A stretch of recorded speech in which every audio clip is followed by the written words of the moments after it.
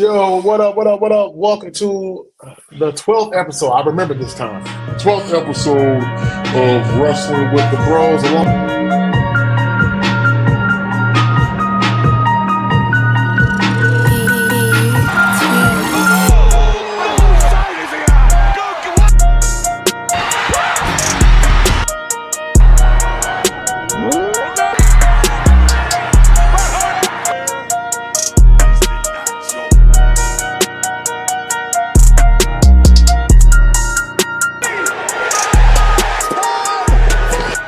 Acknowledge us.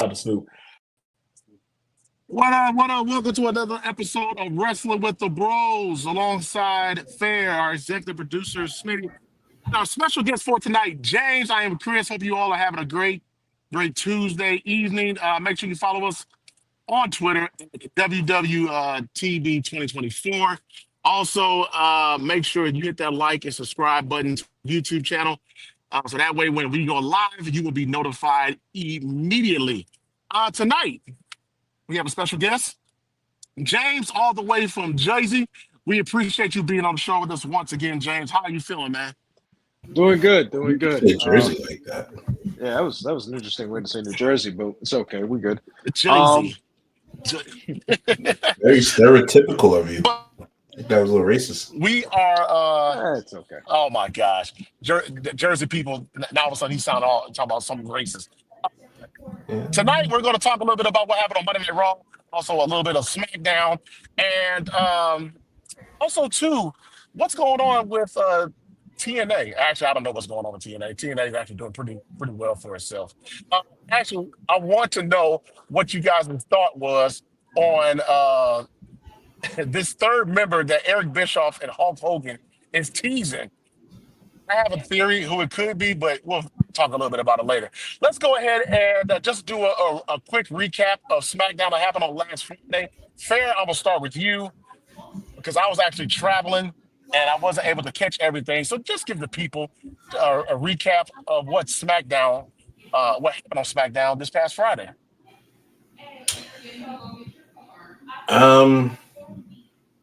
I'm not gonna lie. I only remember one thing, which was that great TLC match that they had. Shocking that wasn't on WrestleMania. Yeah, you know what? After seeing that, yeah, I'm really disappointed that they didn't put that on the Mania card. I really am. Yeah, that was just you had fucking what was the El Grande Americano, whatever the hell, and Ray Phoenix. You give Ray Phoenix a fucking WrestleMania match before the Street Profits. Like, yeah. I'm trying to move on from WrestleMania. I don't want to talk about it anymore. It was a shit show. That was really a shit show, bro. Really a shit show. Thanks to the final fraud not showing up for night 2. Thanks a lot, Rock. Thanks for inserting yourself for no fucking reason. How about that's what you should say? Yeah. And Ari Emanuel, please stay the fuck out of my wrestling, please. All right, don't ask Rock to do nothing. No more. Blame Nick Khan for calling. Blame TKO for calling The Rock, asking for a favor to help boost ticket sales. Yeah. It was a shit show, bro. It was a shit show. From there, it was a shit show. But no, I do agree. I wish that match was on the card for WrestleMania. But you know what though? That actually was a good match. The best spot was Montez Ford grabbing that guy's prosthetic leg and that was funny, man. That was funny. Shit. That was good. I got a question for y'all later. Chris already knows it, but I feel like I gotta say it to Chris live and in person instead of by text because I think you'll change your answer. But I got a question a little later on in the show. I want everybody to just think about it. Just be honest with it and think about it. But just be aware of that for later. Go ahead, Chris. What you want to get into? James. What were your thoughts about SmackDown this past Friday? I thought it was a decent episode. I feel like the SmackDown and Raws after WrestleMania sometimes are very good. Sometimes they get a little inflated. I feel like, especially SmackDown should have been a little better to me. I liked how they kind of teased the Naomi and Nia Jax kind of team up a little bit. Maybe that's some cool things. By the way, I think she should win Money in the Bank in June when it comes around. I think That's what I said. her That's what I felt her trajectory was to me, is to win Money in the. She was going to lose Mania and then win Money in the Bank, and then somehow, some way, it's going to be a big three triple threat match for the title. Yes, I think that should be the way it goes for Naomi. But I thought it was just like a regular episode of SmackDown. I do think they're trying to build a little mini feuds, mini storylines, because obviously Backlash is so soon, May 10th, that I think they're just trying to just scrap whatever they can together and then see where it takes us. Like I think they're gonna have a fatal 4-way for the US belt. I think they'll do something like, which is LA interesting. Yeah, which Drew's in the U.S. title picture. That's interesting. Well, interesting. I think it's just something to keep him occupied for now until the WWE draft comes along. I think he ends up back on Raw. Personally, I don't know how far he can realistically get with Cena being the main champion on SmackDown and having him take the belt off John Cena. Unless they have him mess around a little more, just be in the U.S. title picture, and then maybe whenever Cody wins the belt off of Cena, then you have him fight Cody for the belt. But I don't know. I feel like he ends up back on Raw to fight Jey Uso because I feel like they dropped that Bloodline Hunter storyline really fast for no apparent reason. And they kind of just left it off like after like the first night on Netflix where he lost to Jey Uso. So I'd like for them to go back to it and see what they could build off of that. I don't think Drew is leaving SmackDown. If the predominant story has Roman on going with Seth, and I believe Punk will be along with that story, and then you may throw a third or four or some other people into it. I don't think Drew is moving. I think Drew, my opinion, just Drew's being built to take that title off of Cena. I truly think it's either one or two things. He's going to be built to take the title off of Cena, or he's going to win that United States Championship and have a long run with it. Either way, I don't understand why you put Drew in the U.S. title match unless you're going to have him win it. So yes, I agree. That's the only way for me. He has to win it. Jacob Fatu, maybe him and Jacob Fatu have a rivalry going pretty soon. Drew literally said, I wanted to come fight the biggest, baddest dog, and you're on SmackDown. So, I would think for sure he's staying on SmackDown. I think he wins that U.S. belt, and I think him and Fatu are going to go through the summer and have wars. That'd be Quick pretty question. cool. Quick question. Do you think that maybe after Mania they could move SmackDown to a Tuesday? Because I think sometimes it feels like a long wait for SmackDown to happen or being on a Friday, the SmackDown after Mania or what have you. Like, do you think they should maybe just have it only for Mania weekend purposes, have SmackDown on a Tuesday, like for a special night, so that way SmackDown feels like it's still part of the Mania or the post Mania. No, I mean I know they can't, but I'm saying should they? No, because you have NXT. NXT is a viable brand, and they have a big show on that same weekend. No, that's true. You know what I'm saying? Technically, it's not a long wait if you're watching all the programming. It's only really a 2-day little breath you get to have. So, yeah, I don't want them to step on NXT and have to move NXT to another night, and then you may lose some viewerships as far as business-wise goes. No. I mean, it's two different shows, it's supposed to be two different storylines attached to it. I don't mind waiting, especially after Mania. I needed to break after Mania. I kind of didn't even want to watch SmackDown. I was in and out of it until the second hour. So I didn't mind the break actually. Yeah, I think Friday should be the main day for it, even if after WrestleMania. Right. It just gives its originality, and I think like it gives you like Antoine said, it gives like a little bit of a break where it's like we don't have to be constantly, because especially after WrestleMania where it was 9 hours of the pre-show, Right. then the post-show, then the main card. Like, it was 18 hours worth of wrestling content, which is Yeah. more than enough. And then you go Yeah. to Monday, where it's like, we're going to introduce everybody again. We're going to bring back Rusev, and Vakur is going to be there. And it's like, oh, and here's And Tuesday. And it's like, NXT was pretty hot too. NXT had a lot of WWE main roster. They had to live in the women's tag match and a couple other people. They got some people on NXT right now. I think Io Sky is there and a couple other people. So it was a lot, bro. It was a lot. And Chris, you know how damn tired you was. You needed that damn 2 days. You needed them 2-3 days. You was tired as hell. Yeah, no, yeah. I'm not gonna lie. Yeah, I was tired. I mean, it was just a thought, that came across my mind because I guess while I hear you guys talk about the break in between Raw and NXT and SmackDown or whatever, I just didn't know, Mhm. or I'm just wondering if maybe if you have it to back, it doesn't necessarily. I don't want to say get lost in the shuffle, but uh, what's the word I'm looking for? I guess it doesn't feel so spaced out. You know what I'm saying? But you know, Like it and, loses the momentum off of yeah, Manias because it's the yeah, proximity. I get what you yeah. There mean, you go. Yeah, but there you go. Yeah. just for me personally, me being, hey, I'm 40 years old. I got 4 kids. I had to make sure I was doing what I was doing for the house, and then get on this podcast, and we were, enthusiastic through the whole thing, and we talking and 9 hours worth of content, spaces before and after. Bro, I needed a break. I ain't got that type of energy no more, brother. I was done. No, I I needed got you, that man. SmackDown break. I got you.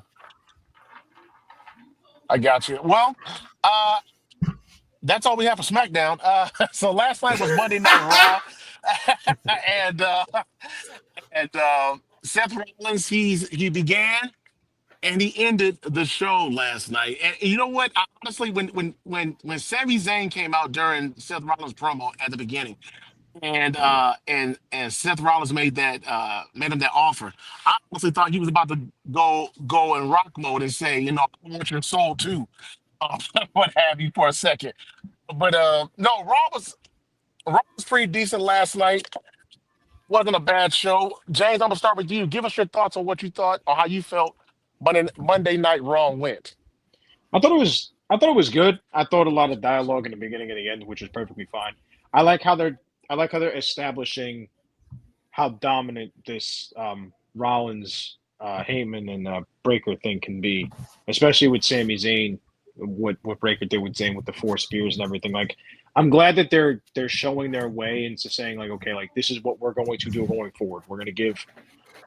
Them we're gonna give Rollins and Breaker their opportunities, and we're gonna run with this. I think Heyman with a full time stable that's not part time. Like, when Roman would show up every now and then, or whatever the case is. Like, now, like, it's like, give him full time guys that are going to be there every week, especially with Braun Breaker, who consistently wrestles every Monday. Like, I'm curious to see how far along they go with this. I thought it was a well done show overall. And I like how they basically said, like, oh yeah, Rollins and Breaker are going to be the guys. Now, I wonder when they introduce the new members, if there is any new members, um, into this. But I would say, on a scale, like, on a grading scale from F to A, I'd say, like, it was a solid B. Joe. Fair. Your thoughts? I'm gonna start with this, and I'm gonna keep saying it every time they do it. Get a thread or a story that runs through the show. It is so much easier to watch when you have a segment that you deem important, or these guys are important, and then they have a theme through the show. Like, we got the first segment, fire promo. They come back through, and now we got Sammy, different people going up to him. Hey, you hope you make the right choice. Jey Uso comes up to him. Hey, you know, do what's best for you. It's just a thread through the show that makes the story so much better. As far as the show itself, yeah, I mean B+ show for definitely. I'm not one of these dudes, but they had like 3 matches on that show, right? It was only They like three did. matches. It was only like three. That's It kind was of crazy. That's kind of Valkyrie, Yeah, crazy. I believe so. Valkyrie, That's kind of crazy. Ivy Nile, Roxanne and Ripley, and Bron and Bron And Bron and then Sammy, and Sammy. then Yeah. what was the other match? I don't remember. Was there another match? Yeah, it was a tag match. The War Raiders and Oh, Oh, the Judgment Day. yeah. yeah. Yeah, that's So what it four was. So matches. they 4 matches. Yeah, That's kind of crazy. Yeah, But I all in was just gonna all, say that's a crazy yeah, that is crazy. that's because kind of crazy. But all in all, definitely a great show. Um, Lyra Valkyria, she kind of murdered Becky on that mic. What do y'all think of that promo, Yeah, yeah, yeah. She definitely got off. She definitely got off. bro? It was, and I say this all the time about NXT. The NXT people, especially that 2.0 version, they are like really good with the script part of it.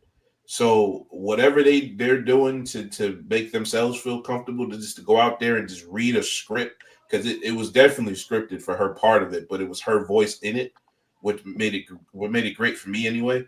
When she said, "I'm not trying to be the next Becky Lynch, I'm trying to be Lyra, and I already know I'm a better wrestler than you." Whoo, yeah.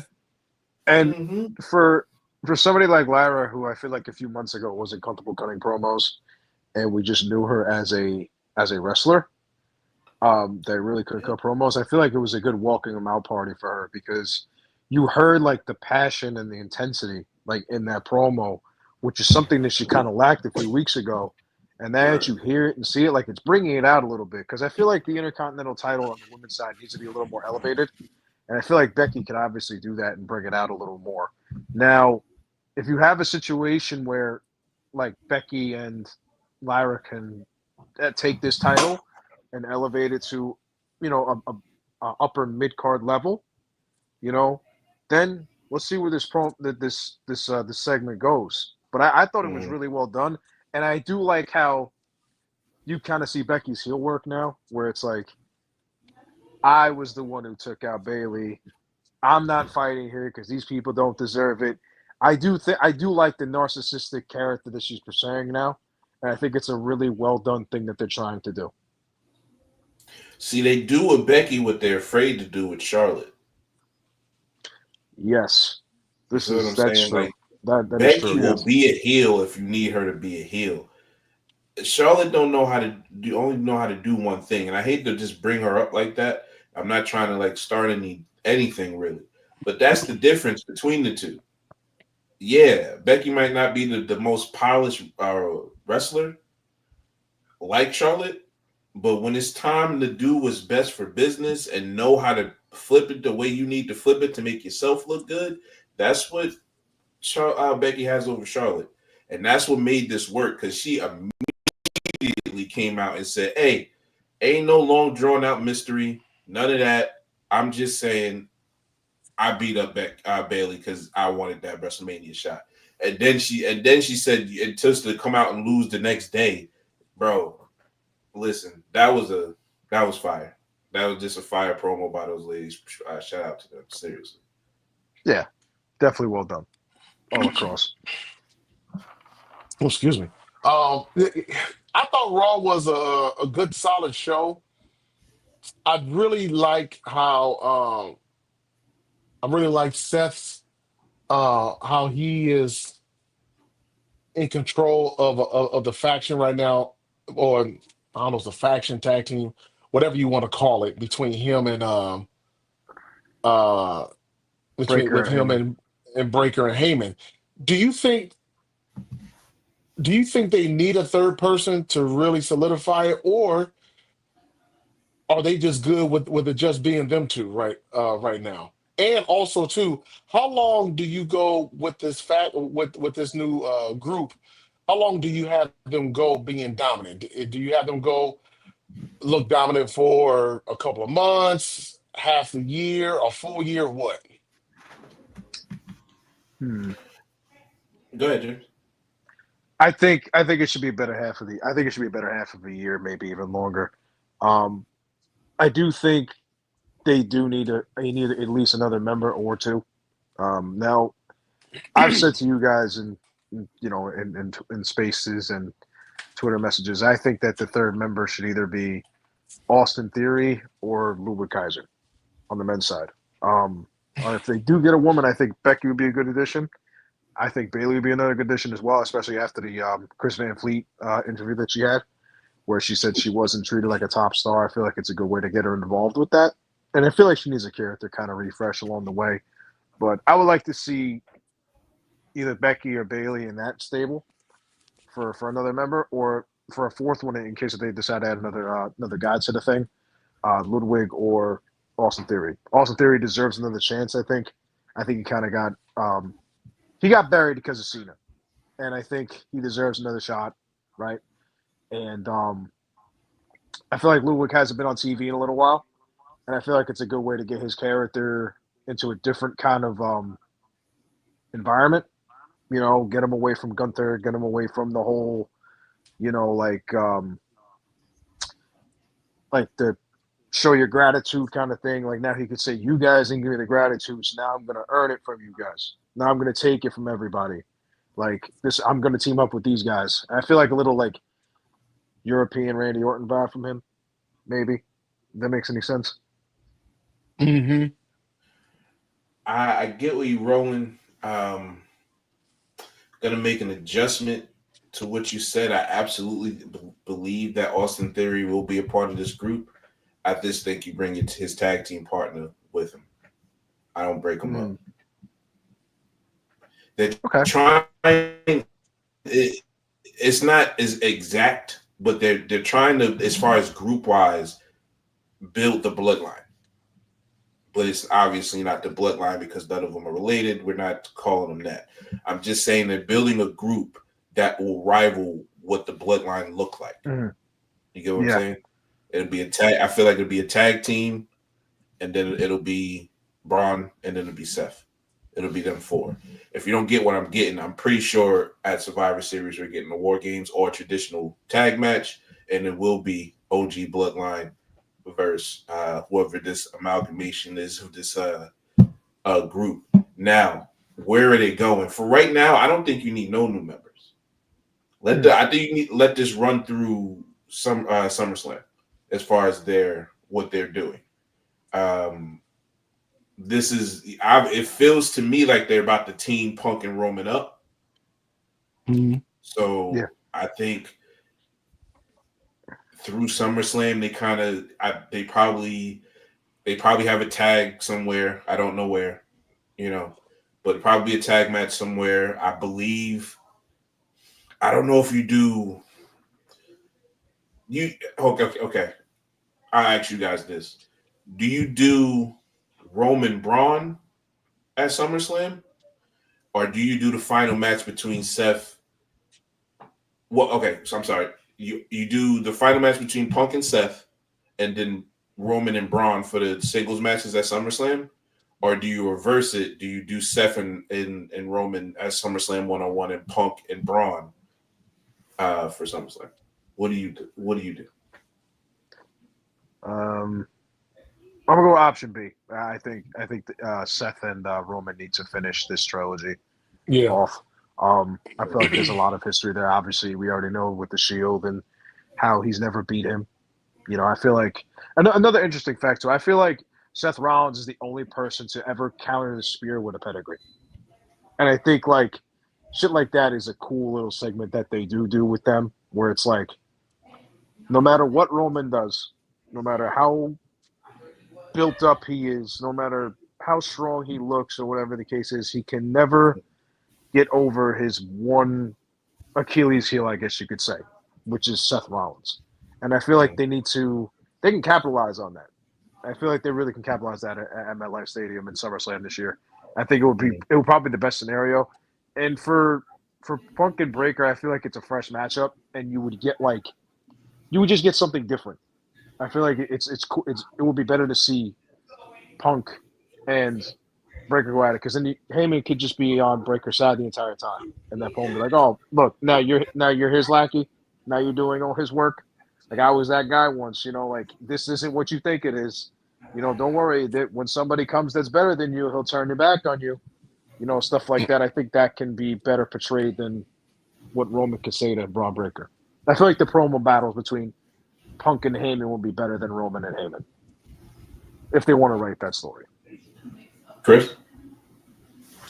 Yeah, I would go with Seth and Seth and Roman at SummerSlam. I think you and I, Fair, have been mentioning that for a while, that Seth and Roman would possibly be a SummerSlam match. I could be wrong, but I think we've kind of hinted that over the course of this podcast. No, I would like to see Roman and Seth finish their rivalry. I'd like to see that be completed. Don't know who would win. I think Seth would win. Honestly, if they were to set that up for SummerSlam, I really do. But no, I would like to see that. That would be money. Matter of fact, that could be your main event for night two. I If you forget decide that to it's go the that next. route, yeah, that would be your main event for night two, right there. If they go the route of Seth against Roman, that's your main event. See, I'm respectfully disagree because I think they're trying to get Seth and Roman at WrestleMania. I think they're trying to get that match to WrestleMania. So I would do the Roman Braun match because Braun can take that loss against Roman, and then Punk Seth wins against Punk. That carries the momentum. One got one on the other one. That can carry you through the fall, and then you have your Survivor Series kind of gangland match. I hope they do an elimination match, not a War Games match, but that's just me. So that can be the final or the last Survivor type thing that'll build momentum in the Royal Rumble, and then Royal Rumble. In my opinion, Seth will have the title by then. I think Seth is the one to take it off of Jey Uso pretty fairly soon. I'm just saying. I think he'll lose it in the fall. I'm not I think he loses it at Clash. Like Seth will get a title, he'll be the number one contender, so to speak, and he'll get a title shot at Clash, and Jey loses it. That's kind of what I'm predicting right now. Things can change, whatever, but I think if you do it that way, as far as Roman Breaker instead of Punk Breaker, you can get Seth Roman to WrestleMania. No, yeah, I see that. I see that.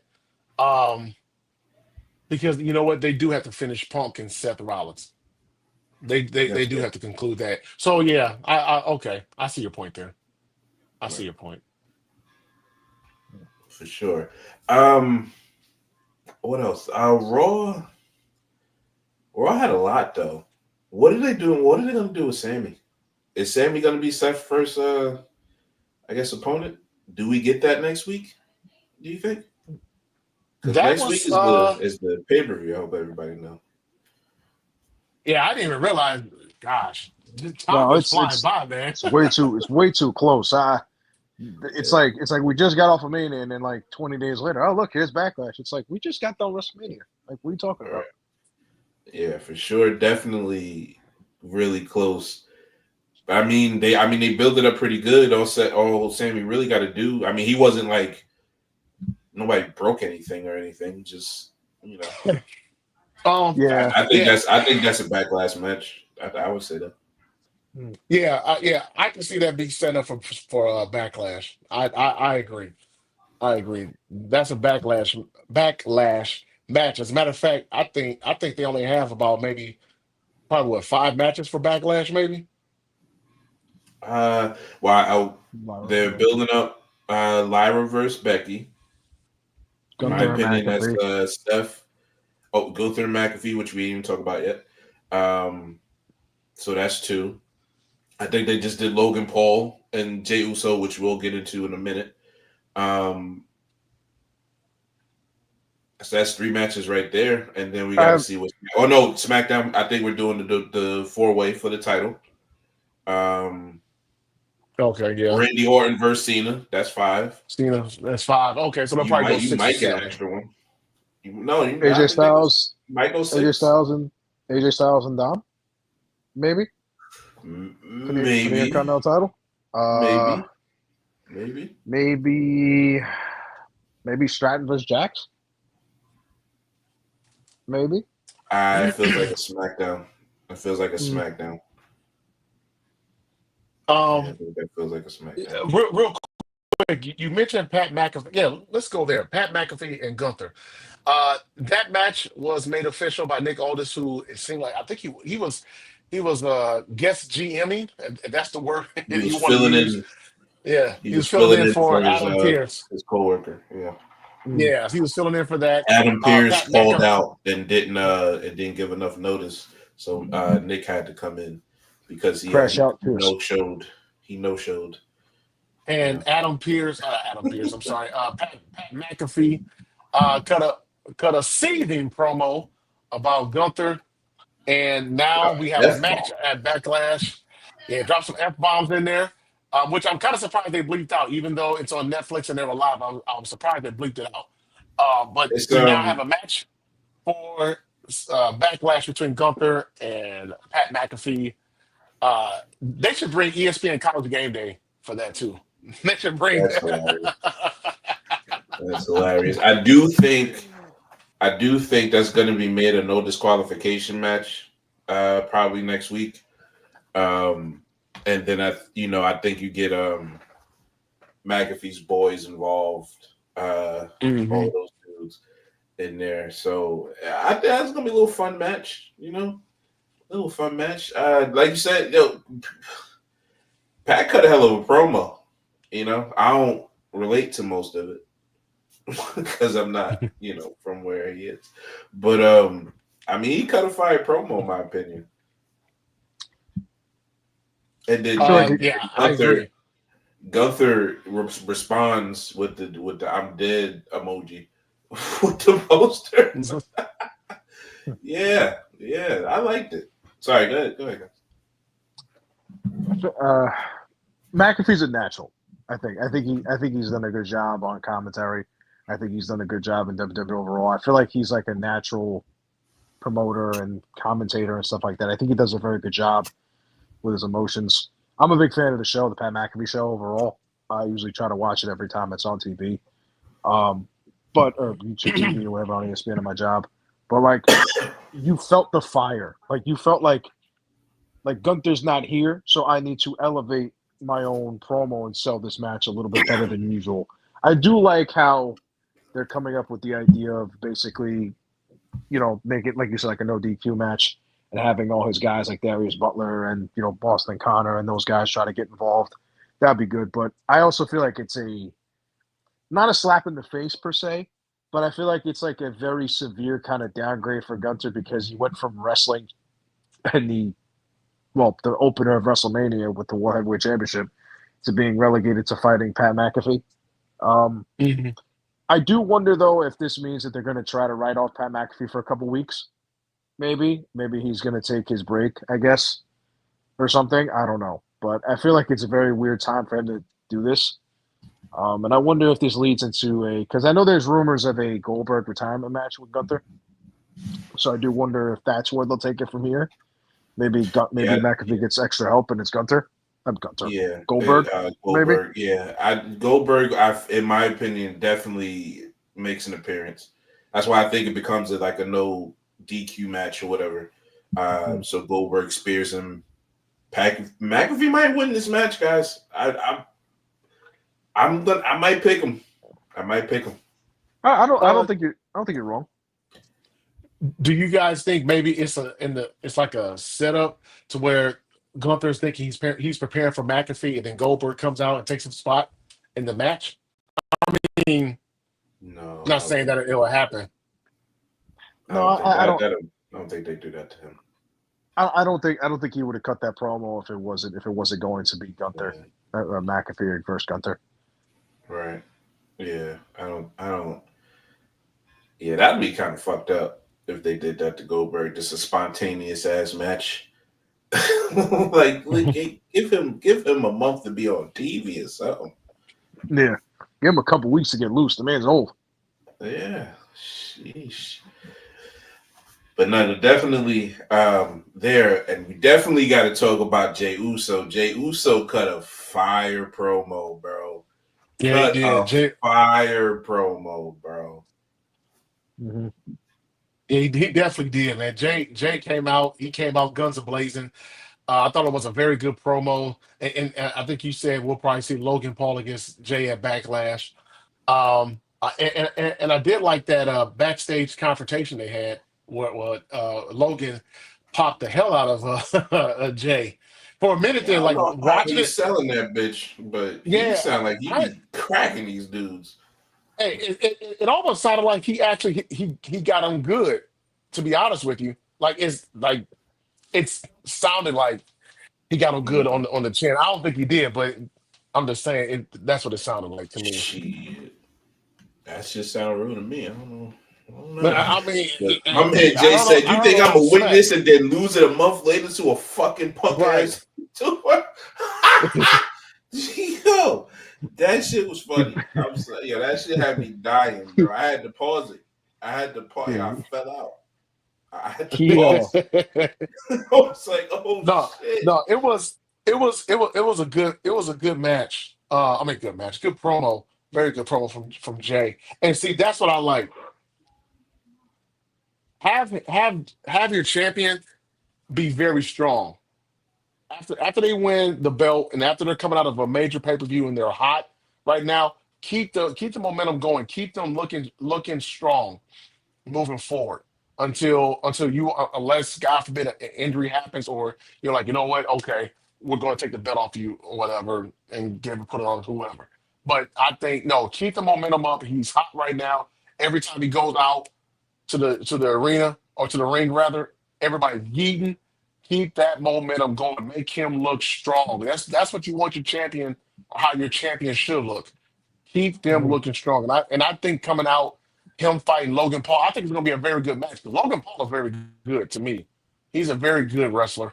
I think that match is going to be very, very good. Matter of fact, I'm wondering that match. I hope it doesn't, but no, it probably will. I was gonna say I was wondering if that match is going to kick off Backlash. Maybe. I did see that promo with Jey Uso and Logan Paul. I was gonna call him Jake Paul. Logan Paul. Jey Uso looks more comfortable now.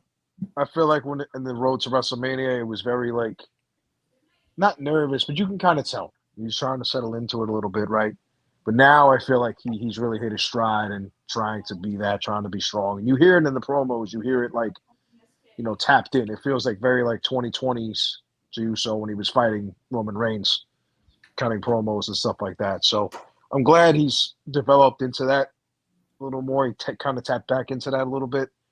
I think Logan Paul's a good first matchup for him because it's not somebody that is in the risk of getting buried. I feel like it's a good opening title defense for him because Logan Paul can wrestle. Now his promos might be very one-dimensional, and it might not be like the best might not be the best way, I guess, to go about things in his promos, but the guy's an athlete. He could wrestle. I'd say he's probably the most athletic person in the company right now. And I think you see it with the way he does things and how he does, Lion salts off the metal rope, basically from 3/4 of the ring, like he did AJ Styles. But it's a good opener for Jey Uso to get that first championship defense under his belt, and then you see how long this takes him from this point forward. I was about to say, why would he not be the main event? But then I forgot that Cena and Orton is on the card. Yes, Cena and Orton are on the card, so it would make sense for them to be on there. Yeah, I mean, if you gotta have that championship, you can't semi main event that. It'll kind of take away from the main event because they'll be dead tired after Jay won that match. So, yeah, to me, Jay just felt different. Like his mannerisms and what he was saying. Like he came out with that you punk ass YouTuber line. Like he was ready to say that shit. Yeah.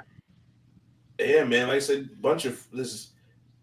It was just a great promo. It just felt different. It felt like he was just ready to pull all the bullshit behind him, and I'm gonna be the champion that I dreamed of when I was, playing with my dad's Intercontinental title when he won it, back at the heart. Like I'm gonna be what I said I was gonna be, and he just came out there and just gave off just energy, just that aura. How the young kids say it, right? The aura.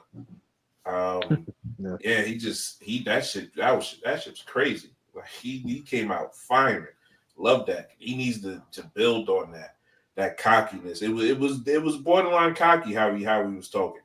But yeah, for sure. Definitely love the feel of that promo there.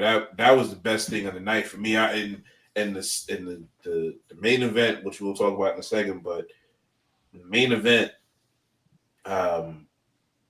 was kind of number 2 on this. The feel of what Jey Uso did in that promo was just it got me excited. So that was kind of my number 1 thing on the show.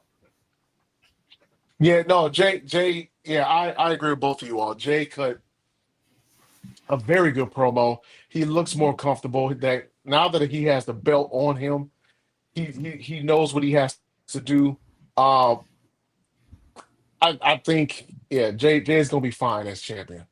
I think Jay will be fine as champion as long as they give him good stories and they give him good matches to be in from now all the way up at least through SummerSlam. At least through SummerSlam, have him looking good for the entire summer because you have Money in the Bank. You also have what's the other one in July?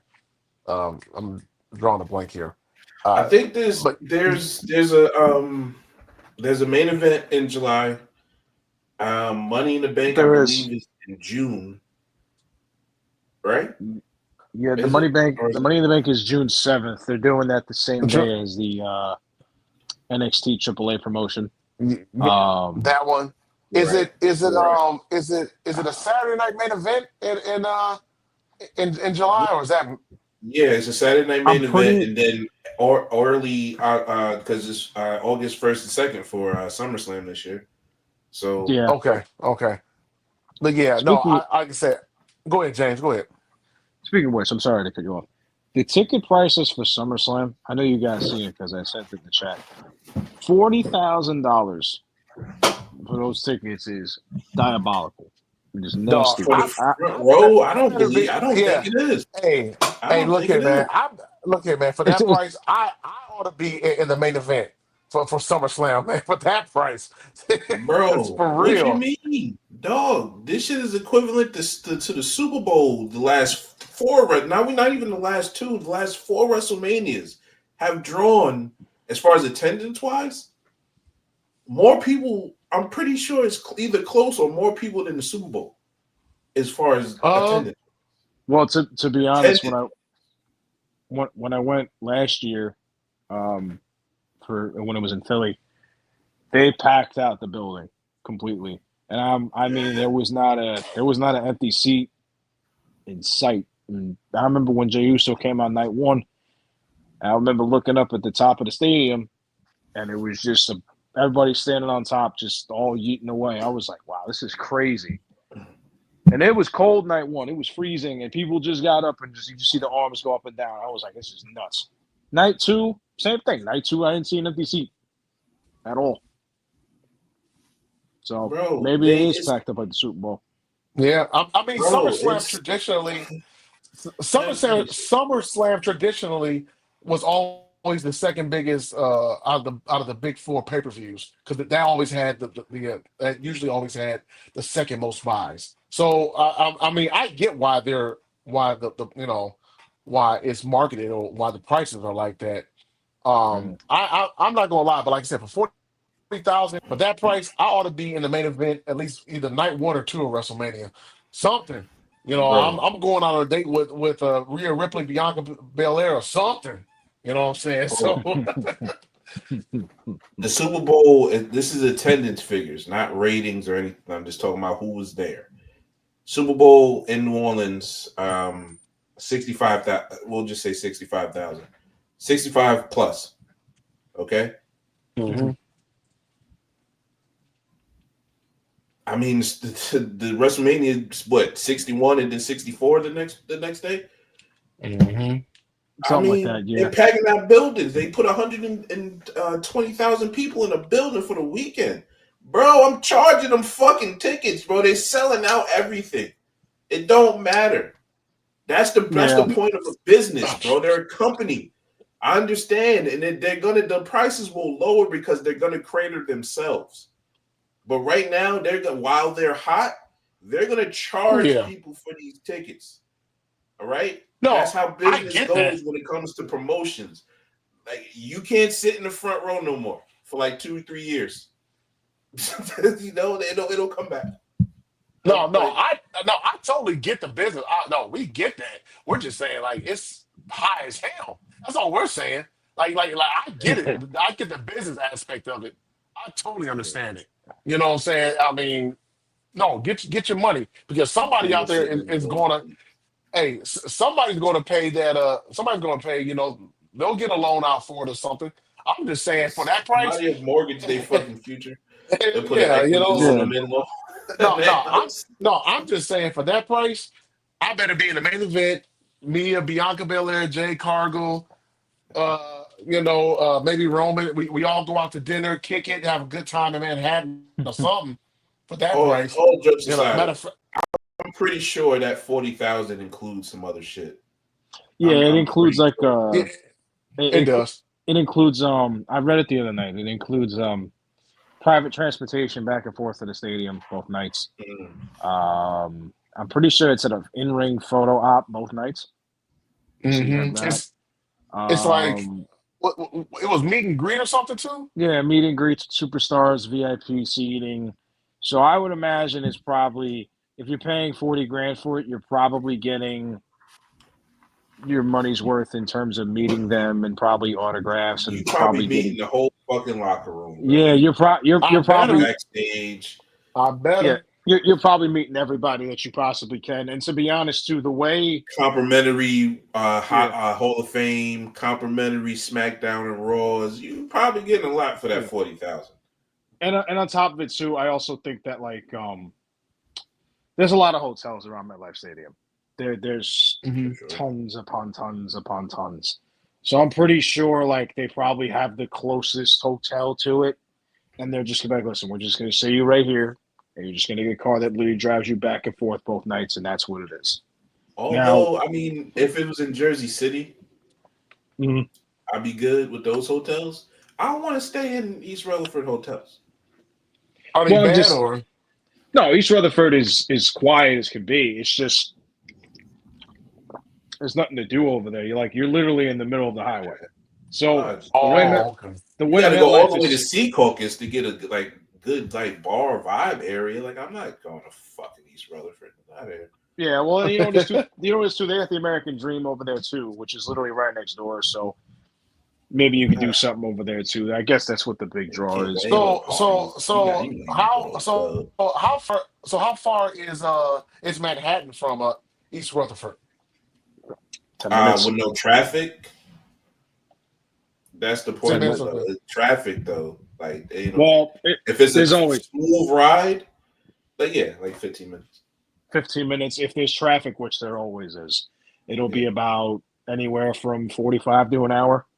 yeah, Okay. Okay. Yeah. Okay. It's yeah. That basically tunnel's like a bitch, bro. That tunnel's a yeah, bitch to get to. it's basically like if you live in a suburb of Chicago and like you have to travel into Chicago and there's two Gotcha. tunnels, but there's only 2 lanes worth of traffic. So everybody's trying to get into 2 lanes and everybody's trying to go.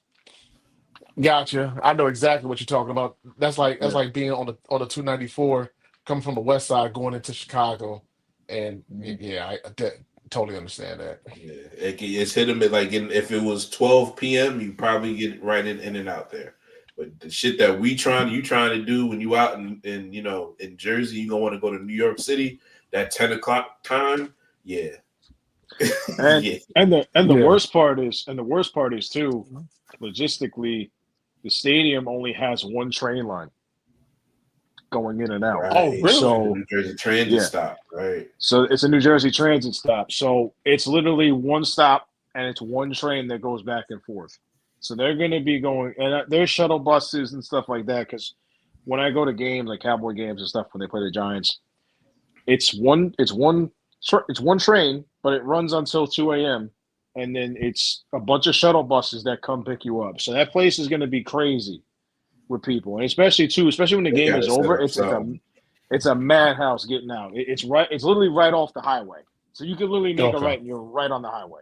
And the same They thing got to for the set up left of the something highway. because that's going to be a lot of people for 2 nights for them to. They got Yeah. to set up maybe a longer train, like maybe it don't stop until a little later. That shit's going to be nuts. And they got the World Cup next year too, in Oh yeah, July. they do. So They do. it's Yeah. gonna be crazy That up here. shit's going to be nuts, bro. That It's is. gonna be. That It's There's is. going to be a lot crazy. of fights that week, and I'm not going to. There's going to be a lot of Ah, fights. There's listen. going to be a lot of fights. And you know what too? Random shout out. Subway Mania should be there. Somehow, some way. I don't know if you guys are familiar with Subway Mania, but Subway Mania was the. so basically it's like a group of people in New York and they wrestle in the New York trains. On the trains? And they got Yeah. and the Oh, trains, I've seen it. yeah. They should Yeah, have those I've guys seen come it. in for something because that's some really well done stuff. And I think they would do a really good job if they did something with them. They promote them too. That would be cool. Just That'd just be a cool. random That'd be shout out. dope. That would be dope. Yeah. They talking about having the Madison Square. I think it's either SmackDown or Raw, but it's either going to be one at the Barclays and one at Madison Square Garden. I would And the think. I Barclay, would think. I would think they would have SmackDown, Barclays, and Raw at MSG. That's my take.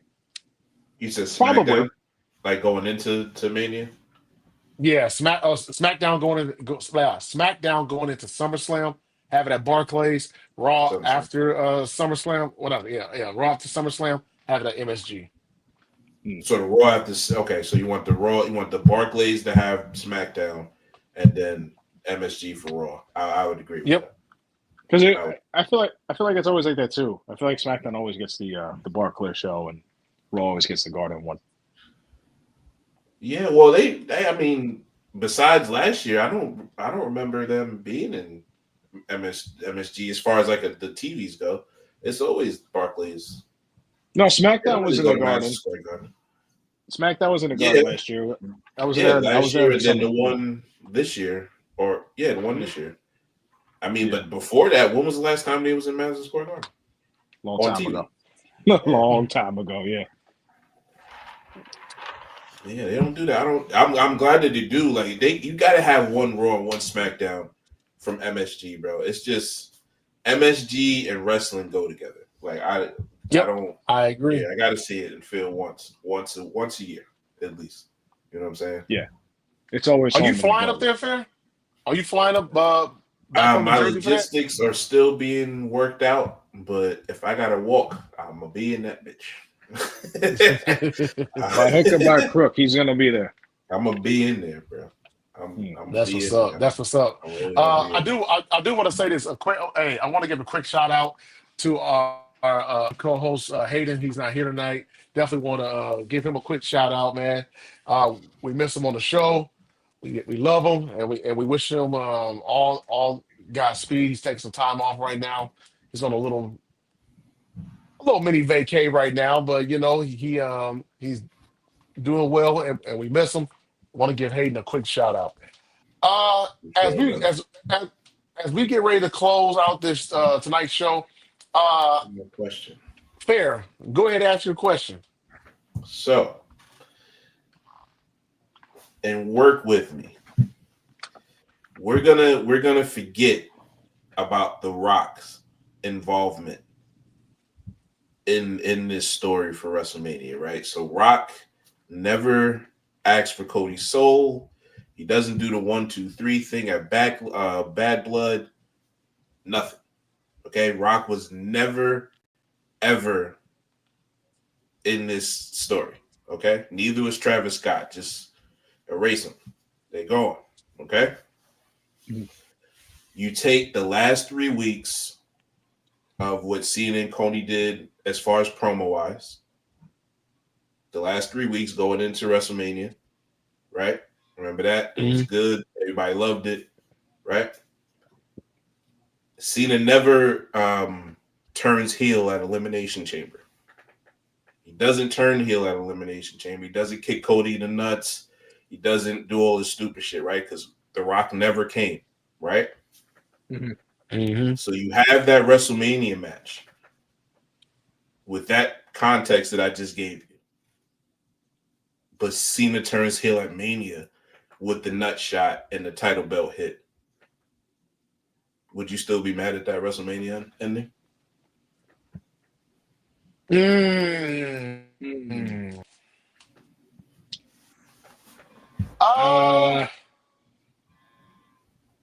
Let me say it again.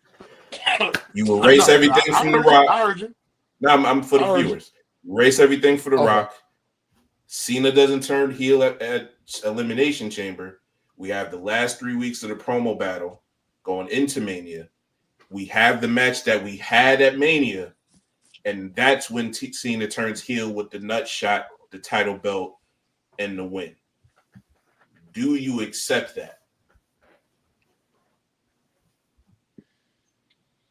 I think so. Yes, and the reason why, just for the very person that's not mentioned, the very person that you just erased from the whole scenario, that being The Rock. I think that's what, to me, that's what messed up the story, was The Rock wasn't there to help finish the story, solidify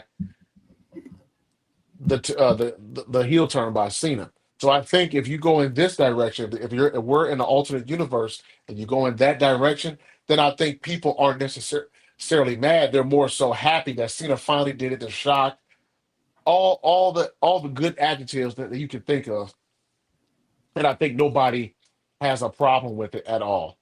That's what I think. I think nobody has a problem with it at all. I think everybody is okay with it. But because The Rock inserted himself into the story and then he didn't finish it out, I think that's what pissed off so many people. Because, and I said this before, we didn't need Travis Scott. Travis, I understand from a business perspective why he was there. Business wise, I totally get it. Totally get it. But from a wrestling standpoint, it made absolutely no sense why he was there. So yes, I think I'm not mad at that story if The Rock is not there. I told you change your mind. Go ahead, Jay. I wouldn't be upset because it would add intrigue going forward. Because if you had no prior knowledge to this with the final fraud, because I refuse to call him the final boss, he's the final fraud. If you had no prior knowledge to this and this happened at WrestleMania, I think people would be like, they finally pulled the trigger. It wasn't wasted at Elimination Chamber. Not that it was wasted anyway, because it was a good idea. It was a good idea, a good concept. But if you did it at WrestleMania and had him turn heel with the championship, it would add an intrigue of like, wow, this is crazy. Like this finally happened. And my thing with Travis Scott being part of this whole thing and helping John Cena win, I don't understand. I understand it's for business purposes. I understand it's for the money. I understand it's for all that. The problem I have is Cody Rhodes went through the entire bloodline for 2 years, and you're going to have him lose to a low blow and a title shot, and then be interfered with by Travis Scott, out of all people. No disrespect. No disrespect at all. When he first started doing this, I said it'd be cool if The Rock was on TV more and he was like his Rodman. Wherever Hogan went, Rodman was with it. I feel like that would have made more sense. But because the final fraud is not on TV, He wants nothing to do with anything. He basically just said, write this for me because ticket sales are low. This is the problem you have. Now, we have no explanation on why Cena sold his soul. We have no explanation on why Travis Scott is even with him from a business perspective. Like, does Travis Scott want to ruin wrestling? Does he? I don't know. Because where is he? He's not on TV. We don't see him unless either A, he's with The Rock, or B, he's at WrestleMania with the Hardcore Championship belt, which is really cool, by the way, but it's way too expensive. But I think if you take everything out of the final fraud being in there, I think it would have made a lot more sense, and I think people would have been like, "Oh my god, wow, it actually happened. He actually turned heel for the first time forever." And if he would have came out the night after WrestleMania with the Black Belt Titantron and just his name, I think then it would have been like, "Wow, this is real. Like this is legit as can be," you know. But unfortunately, it didn't happen that way, and I do think he's been doing a good job for what has transpired within this. Mm-hmm. I just think The Rock really stuck his nose in a place where it doesn't belong. And now and people are like, well, why was he there to begin with? Why is Travis Scott with him? What are we doing here? Mm-hmm. You know, but if there was no involvement, I'd be very, very happy with it. So obviously I would love that, right? I brought it or thought of that question because I'm gonna drop a video on this Friday, so just keep a lookout for that. Again, subscribe, hit the notify. But I say that I bring up that scenario to say this. The reason why that ending was shit is because that's what Triple H did when he booked it. He said, I'm going to erase everything in his mind, not everybody else's, but so he can live with it because he knew the bullshit that The Rock is pulling. He said, yo, from that third promo on is how I booked WrestleMania's main event. Nothing about The Rock is in it. Nothing about Travis Scott is in it. If you do that and you have the normal pomp and circumstance Cena entrance at Mania, and what Cody did, and then hit him with the nut shot and the title hit, that is the biggest moment in WrestleMania history. Cena's heel turn at Mania, minus all the Rock and Travis Scott shit, is the biggest moment at WrestleMania if they did it that way. If we didn't see him turn heel at Elimination Chamber and we got the third week or the third promo through WrestleMania and got that match, the biggest moment in WrestleMania history. There is a power struggle for creative right now. Or I don't even want to call it a power struggle because that makes it sound like some spy shit, right? There's a person that's normally doing creative and has it kind of mapped out. And then there's a dude that just comes up here and says, boom, I got an idea. Let's go with this. And he can't do shit about it.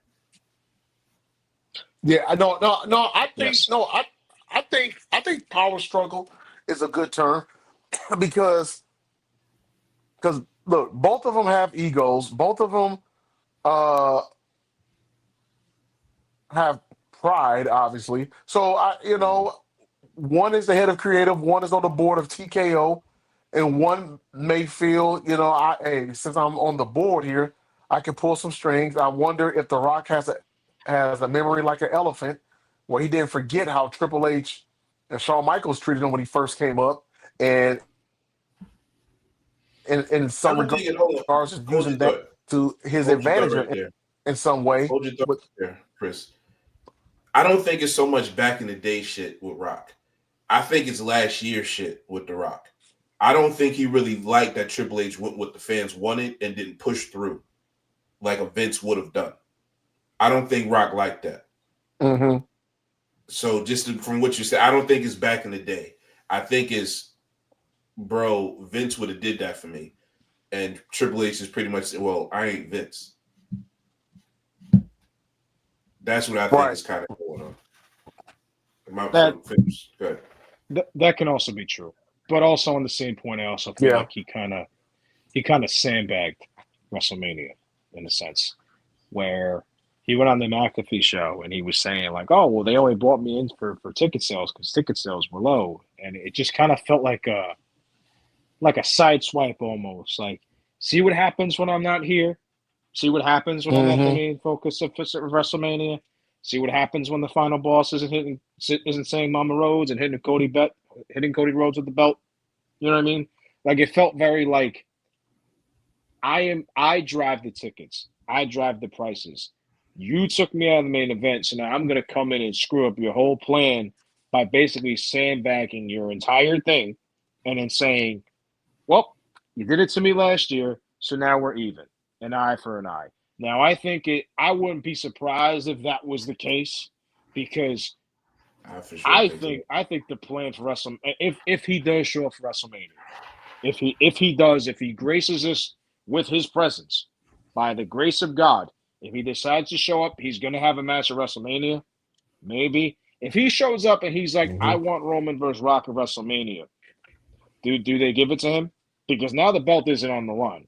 Now it's all about the Uafala, the whatever the Samoan thing is, the Uafala, right? Correct?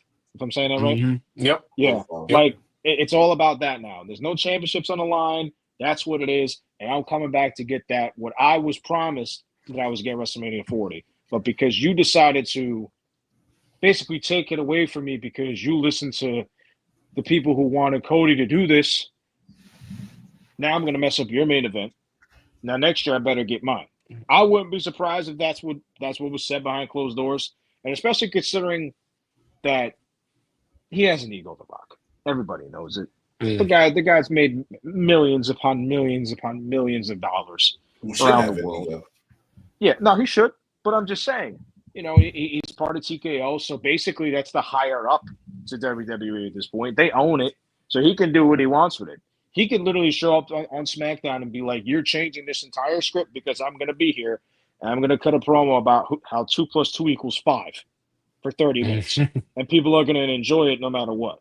And I think that is not what he tried to do intentionally, but I wouldn't be surprised that was in the back of his head. Oh, so just real quick, TKO doesn't it's not owning WWE. They are WWE and UFC. So yes. It's not them owning. That's just the name of the corporate company for both companies. If that, I don't even know if that makes sense. I don't think we see Rock anymore, bro. Unless this is cleared up. Unless this is cleared up between. I think maybe I don't know if it was miscommunication or whatever happened, but somebody read something wrong as far as when Ari Emanuel, who is the chairman of TKO, when he called Rock and said, "Hey, we need this because early advances are not good," right? But the fact that this dude went on Pat McAfee and said all of that shit, I don't think you see him unless he and them dudes like I believe it's Nick Khan, I believe it's Triple H, I believe it's Ari Emanuel, and I believe it's Rockney. They gonna have to get in the room first and straighten that out because that's not a good look for the company. Now, fuck the creative. That's not a good look with the company. He did. No, that's not. You don't do that. He just sandbagged it. He was just like, "Hey, they called me, so right." You just say, "Yeah, they called me because this punk ass elimination chamber in Toronto wasn't looking good back in October." Why do we care about October? Then nobody's gonna buy tickets till January any goddamn way. So why do we care? Yeah. Something happened with the communication. Maybe they didn't understand when that kind of was going to be driven to, and he goes on Pat McAfee and pretty much says, "Oh, I mean, I did what I did at Chamber. I chose John and then Cody. I don't think I need to be there." Huh? Yeah. Yeah. No. It's very like what's the word I'm looking for here? Like, they don't need me, but I'm gonna put my fingerprints on this. But they don't need me to do anything. So hey, look, they I'm don't need taking me myself anymore. out, and now hey, you guys can figure it out. See you later. Like it's very Figure it like out. Like Yeah. what? It was I'm not. That was crazy to say. That was crazy. it was a bad it's a bad look all around for WWE, TKO, everybody for the higher ups who were involved. I'm with you. No, Triple H could only book what he could, and I like. Do you think by him booking it like that he did? Because I mentioned this on last week's podcast. It was it was like they were running like PR all week long of Mania. Because he It knew was what like he they was were going to running do. PR. Yeah, so and pretty much that's what it was. Triple H knew exactly what he was doing, so he was looking back at it now. He was getting the fans prepared for it to be, or rather, what it was going to be for the He finish. riled their asses up I think and then gave him that finish and then said attack. Yep. Yeah, he was Yeah, like pretty release much. the hounds. Yeah, like Yeah. He absolutely Well, did that. And then well, The I will Rock say dumbass this. goes on Pat McAfee and gas on the goddamn fire and lit his ass on fire. Sends to a crater. Hey, sorry guys, lit it up and walked away. It's like thanks, Rock, we appreciate it. Yeah, that was Yeah. that was crazy. That was just crazy. Yeah, it was. Well, hopefully The Rock can redeem himself because the trailer for the Smash Machine, I'm not even gonna lie, it looks good. I'm like, The Rock is finally about to start doing some acting because I actually had to look up the character. I mean, the guy he's portraying, Mark Kerr, and whoever did his makeup for this movie. Yeah, whoever did it, bro. I'm not even gonna hold you. He favored that guy. The Rock did. He favored that guy. So shout out to that. Yeah, it looks pretty interesting. I will say this, and we'll close this out. The Rock hasn't been the same since Black Adam flopped. So he's trying to get back at the stratosphere, man. But yo, shout out to our special guest James for tuning in tonight. James, thank you so much, man, for checking in and hanging out with us. No problem, anytime. Wrestling with the Bros. Make sure you follow us. Make sure you follow us on Twitter at WWTB 2024, and also Wrestling with the Bros on YouTube. Hit that subscribe and like button. Hey, that way you will be notified when we drop new content. Hey, for fair, James, I'm Chris. I'm our executive producer, Smitty. Y'all take care. Smitty, hit the music. Yo, what up? Welcome to the 12th episode. I remember this time. 12th episode of Wrestling with the Bros.